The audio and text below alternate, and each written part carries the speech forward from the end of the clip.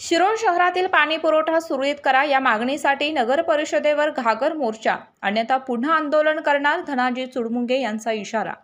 गेल्या काही दिवसापासून शिरोळ शहरातील पाणी पुरवठा विस्कळीत झाला आहे। 8-8 दिवस पाणीच येत नसल्यामुळे नागरिकांना पाण्यासाठी भटकंती करावी लागत आहे। पालिका प्रशासनाच्या अक्षम्य दुर्लक्षामुळे अशी परिस्थिती उद्भवली आहे। तसेच पुढचे 4 महिने शहरात मुबलक पाणी मिळावे याकरिता शिरोळ नगर परिषद प्रशासनाच्या वतीने 8 दिवसात पाणी पुरवठा सुरळीत करावा, अन्यथा पुन्हा आंदोलन करण्यात येईल असा इशारा आंदोलन अंकुरचे प्रमुख धनाजी चुडमुंगे यांनी दिलाय।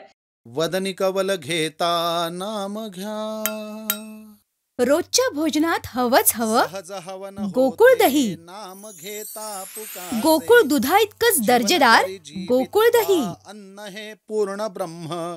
दरम्यान 2 दिवसात शहरात 1 दिवस आड नियमित पाणी पुरवठा केला जाईल असे आश्वासन पालिकेचे प्रशासक तथा मुख्याधिकारी निशिकांत प्रचंडराव यांनी आंदोलनकर्त्यांना दिले आहे।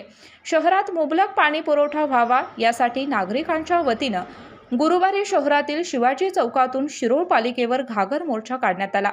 यावेळी आंदोलन अंकुरचे प्रमुख धनाजी चुडमुंगे बोलताना म्हणाले की यावर्षी पाऊस कमी पडल्याने कोयना धरण 100% भरले नव्हते, त्यामुळे यावर्षी उन्हाळ्यात पाणी टंचाईला सामोरे जावे लागणार आहे।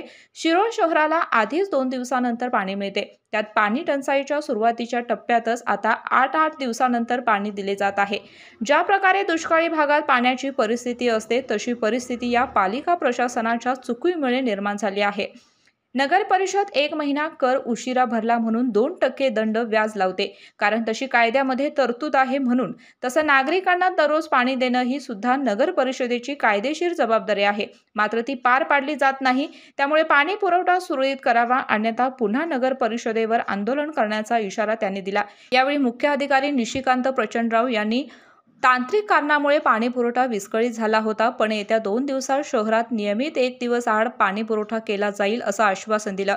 यावेळी श्रीकांत गावडे, शहाजी गावडे, कृष्णा देशमुख, अमोल गावडे, शशिकांत काळे, संपत मोडके पाटील, राजेंद्र चुडमुंगे, एकनाथ माने, राहुल माने, दीपक काळे, अजित देशमुख, बाबू मोरे यांच्यासह महिला सहभागी झाल्या होत्या। अशाच नवनवीन अपडेट पाहण्यासाठी आमच्या कोल्हापुरी कारभार म्हणजेच KK न्यूज चॅनेलला सबस्क्राईब करा।